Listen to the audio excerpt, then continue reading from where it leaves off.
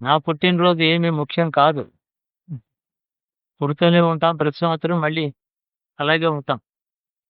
పుట్టినరోజు ప్రాముఖ్యత లేనే లేదు. అదొక సందర్భం, ఏదో ఒక ప్రాయశ్చిత్తం చేసుకోవడానికి చేసిన అపరాధాలు, తప్పులు, ఒప్పులు, దోషాలు, అభోజ్య భోజనాలు, పుట్టినది మొదలు ఈ రోజు వరకు చేసినటువంటి తెలిసి కానీ, తెలియక కానీ చేసిన అపరాధాలని క్షయం చేసుకోవడానికి ఏర్పడినటువంటి కార్యక్రమం అది. అది నా స్వవిశేషం. నా పెద్ద కుటుంబానికి అందులో కూడా వారి వల్ల ఏమన్నా దోషాలుంటే అవి కూడా పోవాలి. వాళ్ళ కుటుంబాలు బాగుండాలి అని ఒక సంకల్పం.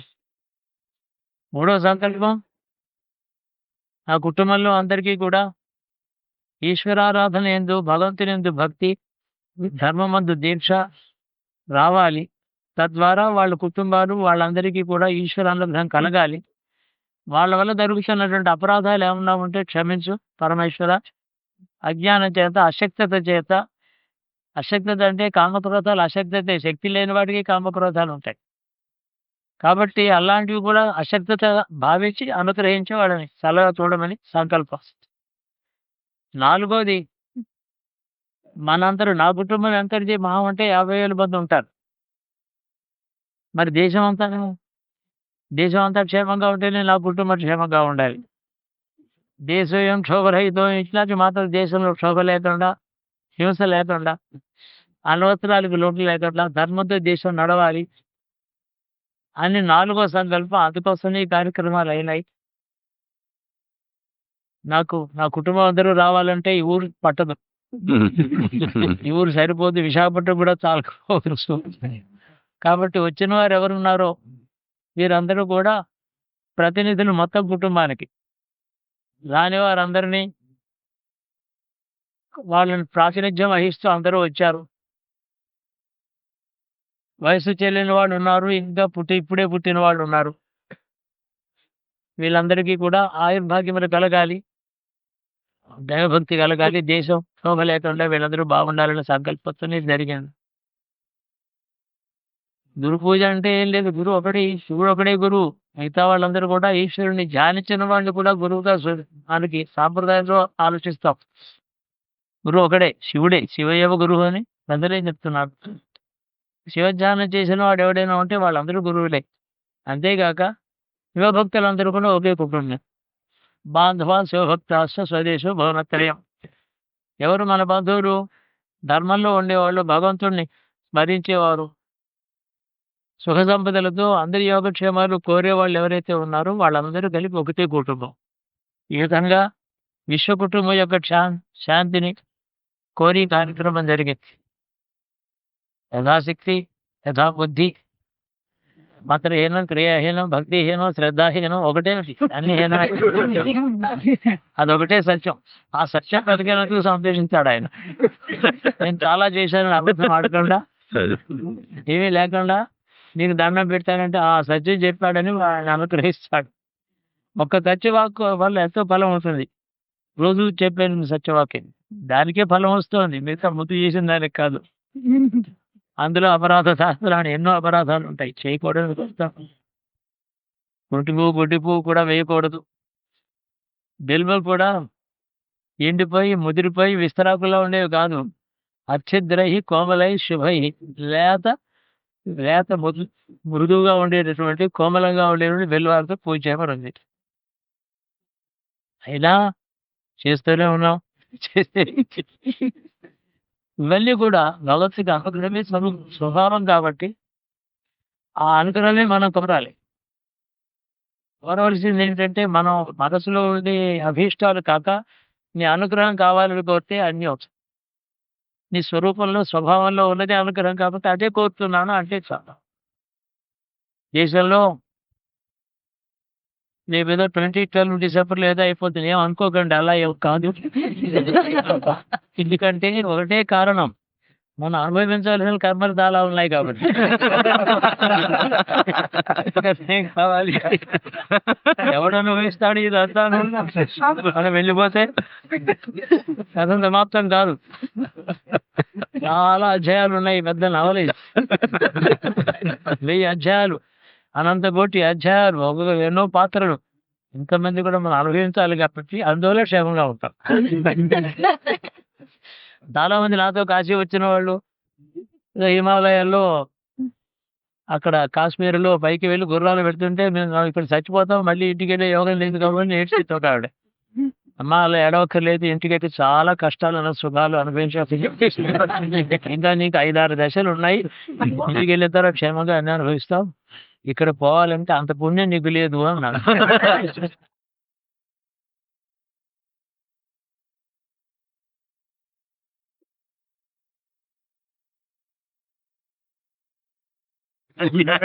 మనుష్య స్వభావమే చిత్రం, మనుష్య స్వభావమే హాస్యం, నీకు అంతగానే ఏమక్కర్లే. ఈ మాటలో చాలా వైరాగ్యం ఉన్నవాళ్ళు దుఃఖపడతారు, రాగా ఉన్న వాళ్ళు సంతోషిస్తారు. కాబట్టి మనం కోరవలసింది, అయ్యా మనుగడ ఉంది, నేను బాగుంటే అదే మాటది, నాకు పిల్లలు ఉన్నారు, మనవలు ఉన్నారు, కావాల్సిన పుట్టినవాడు ఉన్నాడు, పుట్టబోయేవాడు ఉన్నాడు, పుట్టాలను కోరుకున్నాను, వాళ్ళందరికీ కూడా నీ అనుగ్రహం కావాలి, ధర్మంలో వాళ్ళు ఉండాలి.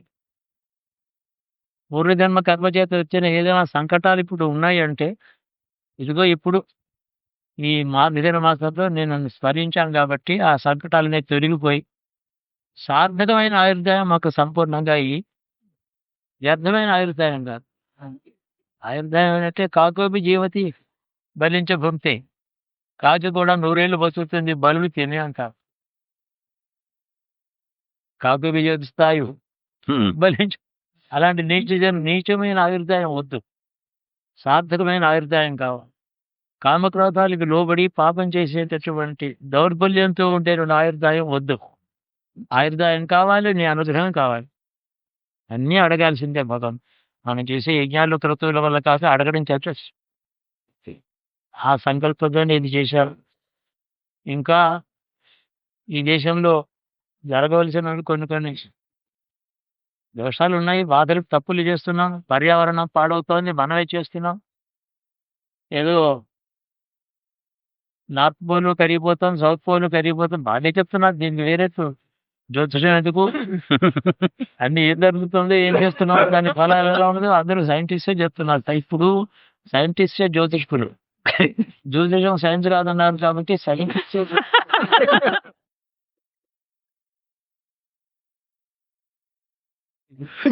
ఏం జరుగుతుందో అందరికీ తెలుసు. మనం మాత్రం క్షేమంగా ఉందాం. మన బంధువులు, మన అత్తలు, మన ఇరుగు పరుగు, పశువులు, పక్షులు, వృక్షాలు.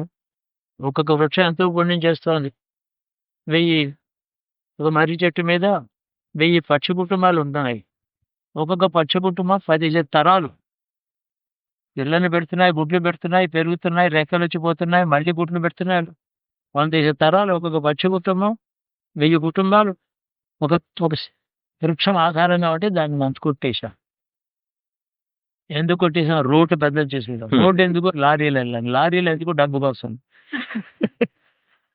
దీనికి ఏం ఫలం అవుతుంది అందరికీ తెలుసు, నేను వేరే చెప్పక్కర్లేదు. మనం చేసేదంతా కూడా సూర్యుడిని మంత్రంతో ఆరాధిస్తాం. నమో వృక్షేభ్యో అని చెప్పి రుద్ర స్వరూపుగా వృక్షాలని ఆరాధిస్తాం.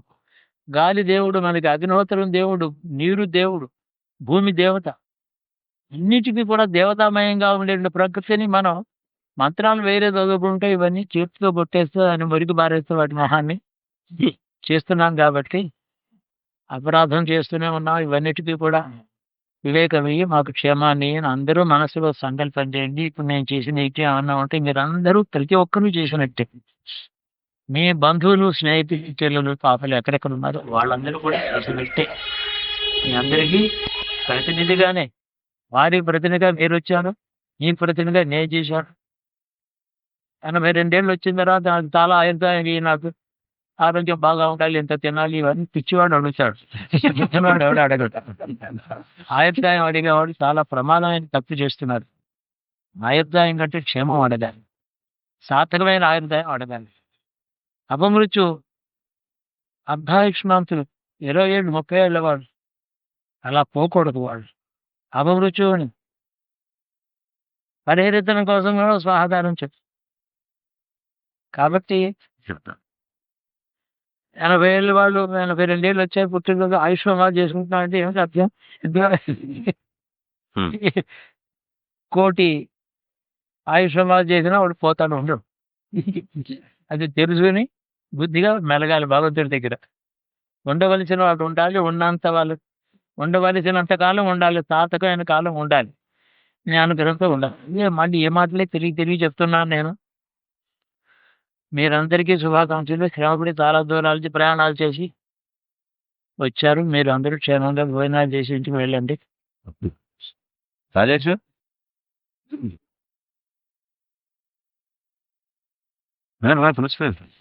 నరేష్ అవధానే శర్మ